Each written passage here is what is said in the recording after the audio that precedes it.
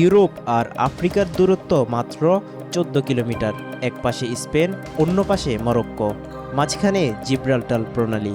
শুনতে অবিশ্বাস্য লাগলেও এত কম দূরত্ব পেরোতে আজও কোনো সেতু নেই। এই প্রণালীর নাম এসেছে আরবি শব্দ জাবাল আত তারিক থেকে, যার অর্থ তারিকের পাহাড়।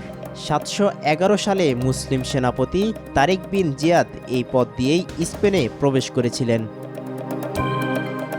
কিন্তু প্রশ্ন হলো, এত গুরুত্বপূর্ণ জায়গায়ও আজও কেন একটি সেতু তৈরি করা সম্ভব হয়নি? কারণ এটি পৃথিবীর অন্যতম ব্যস্ত নৌপথ। প্রতি বছর প্রায় ১ লাখ জাহাজ এই পথ দিয়ে চলাচল করে। আটলান্টিক মহাসাগর থেকে ভূমধ্যসাগরে যাওয়ার এটাই একমাত্র প্রাকৃতিক প্রবেশদ্বার। প্রতিদিন লাখ লাখ টন তেল ও পণ্য পরিবহন হয় এই জলপথে। তবে সেতু নির্মাণে বাধা কোথায়? সবচেয়ে বড় বাধা এর প্রকৃতি। প্রথমত সমুদ্রের গভীরতা। কোথাও কোথাও এটি প্রায় ৯০০ মিটার, অর্থাৎ প্রায় ৩,০০০ ফুট। এত গভীরে সেতুর পিলার বসানো বর্তমান প্রযুক্তিতেও অত্যন্ত কঠিন এবং ব্যয়বহুল। দ্বিতীয়ত ভূমিকম্পের ঝুঁকি।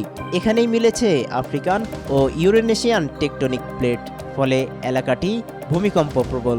এমন জায়গায় বিশাল একটি সেতু নির্মাণ মানেই বড় ধরনের ঝুঁকি। তৃতীয় কারণ প্রবল স্রোত ও বাতাস। আটলান্টিকের ঠান্ডা পানি আর ভূমধ্যসাগরের উষ্ণ পানির বিপরীতমুখী প্রবাহের সঙ্গে যুক্ত হয় শক্তিশালী বায়ু প্রবাহ, ফলে যে কোনো সেতুকে প্রতিনিয়ত সহ্য করতে হয় প্রচণ্ড চাপ। এই কারণেই বহুবার পরিকল্পনা হলেও জিব্রাল্টারে সেতু নির্মাণের উদ্যোগ বাস্তবায়ন হয়নি।